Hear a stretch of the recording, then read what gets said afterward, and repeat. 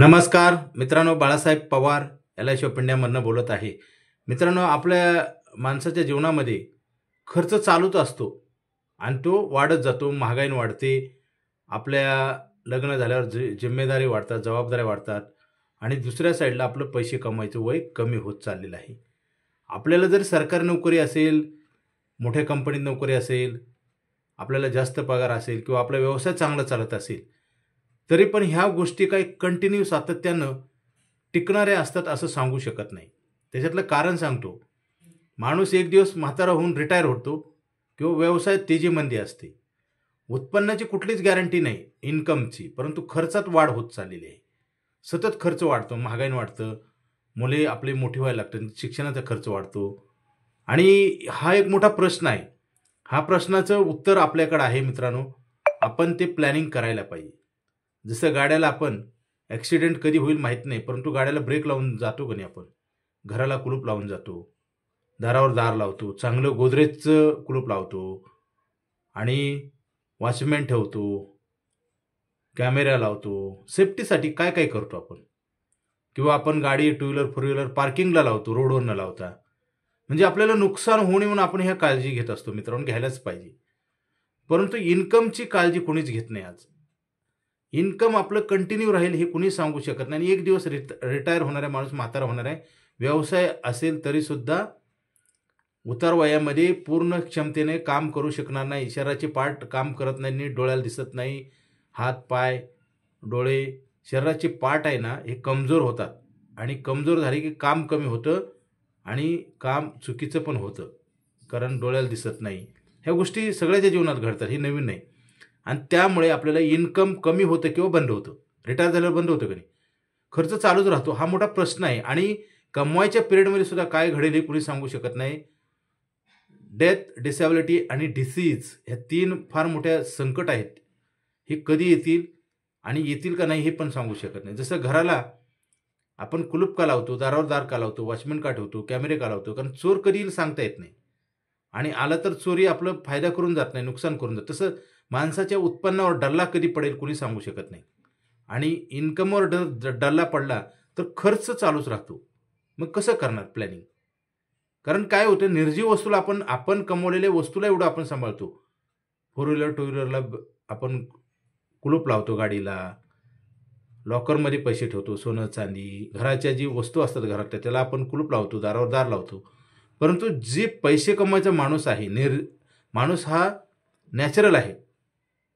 माणूस कुठल्या फॅक्टरीमध्ये बनलेला नाही, नॅचरल आहे. जबाबदाऱ्या कृत्रिम आहेत, आपण बनवल्यात. लग्न होतं, मुलं होतात, मोठी व्हायला लागतात आणि एका साईडला इन्कम वाढतं, परंतु खर्च महागाईने वाढते आणि इन्कम पैसे कमवायचं वय कमी होतं, हे सगळ्याला माहिती आहे. परंतु त्याच्यावर आपण डोळ्या देखत हे सगळा प्रश्न बघत जर राहिलो तर हा गंभीर बनत जातो आणि तो कधीच सुटत नाही, पिढ्यानपिढ्या सुटत नाही. म्हणून मग बघा ना तुम्ही, मध्यम उत्पन्न गटात किंवा गरीब उत्पन्न गटात, कमी उत्पन्न गटात लोक कायम पिढ्यानपिढ्या त्याच वर्गात आहेत. ते मेहनत तर भरपूर करतात, परंतु त्यांची आर्थिक परिस्थिती सुधारत नाही. त्याचं कारण आहे, काही गोष्टी तुमच्या हातात नसतात, त्याला काही पर्याय पण असतात, ते केलं पाहिजे. जसं आता इन्कम ॲग्रीमेंट, कायम पैसे मिळायचा करार भारत सरकारद्वारा जी LIC ऑफ इंडिया आहे ना तिथेच आहे, दुसरीकडे कुठंच नाही. आपण रिटायर होतो, व्यवसाय आपला सतत चालेल का माहिती नाही, किंवा व्यवसाय पण करू शकत नाही उतार वयामध्ये, आपलं शरीर साथ देत नाही. तर आपण हा प्रश्न कसा सोडवायचा, त्यासाठी आपल्याकडे सोल्युशन आहे मित्रांनो. आयुष्यभर पैसे मिळतात. समजा 300 रुपये रोज आपण जर रोज भरले 300 रुपये, तर 2 प्रकारचे करार मिळतात. एक करार आहे एकदम पैसे मिळणारा करार आणि एक लाईफ टाईम करार. तुम्हाला कुठलाही करता येतो. 300 रुपये रोज जर भरले आपण, तर आपल्याला 25 वर्षाचं 1,30,000 रुपये दरवर्षी इन्कम मिळतं, आपल्याला बघायला पण मिळतं. आणि आपण जे 300 रुपये रोज प्रमाणे 1,00,000 रुपये भरतो ते 16च वर्षे भरायचे, परंतु उत्पन्न आपल्याला 25 वर्षाचं मिळतं. 300 रुपये रोज जर भरले तर आपल्याला 1,30,000 25 वर्षाचं उत्पन्न 32 ते 33 लाख रुपये मिळतं. आणि आपल्याला 25व्या वर्षी भरायचे 16च वर्षे, पण 25व्या वर्षी आपल्याला 50 लाख रुपये मिळतात. मित्रांनो, दुसरी अजून एक गोष्ट जी की कुठंच तुम्हाला मिळू शकणार नाही, इन्कम गॅरंटी. लगेच आपण 300 रुपये रोज किंवा 3 महिन्याचे 9,000 रुपये जर भरले आपण, 3 महिने रोज 300 रुपयाने किती झाले? 9,000 रुपये झाले. तर 9,000 रुपये जरी भरले आपण, तर आपल्याला लगेच 20 लाख आणि 40 लाख रुपये पेपरवर लिहून दिले जातात, जे की आपण कार्य करू शकत नाही. जसं मी मागे सांगितलं, डिसॅबिलिटी आणि डेथ ह्या जर घटना घडल्या तर आपण लगेच पैसे 20 लाख किंवा 40 लाख देतो. नैसर्गिक असेल तर 20 लाख, ॲक्सिडेंट असेल तर 40 लाख आणि दर वर्षाला आपण 1,30,000 रुपये बोनस पण देतो. समजा काही देव न करू अशा काही घटना घडल्या, समजा 2 वर्षानंतर घडली, तर किती देतो आपण? तुम्ही 300 रुपये महिना, 300 रुपये रोज भरता, महिन्याला 9,000 भरता. तर आपण 2 वर्षानंतर घडलं तर नॅचरल जर घडलं तर काय देतो आपण? 20 लाख आणि 2 वर्षाचं बोनस.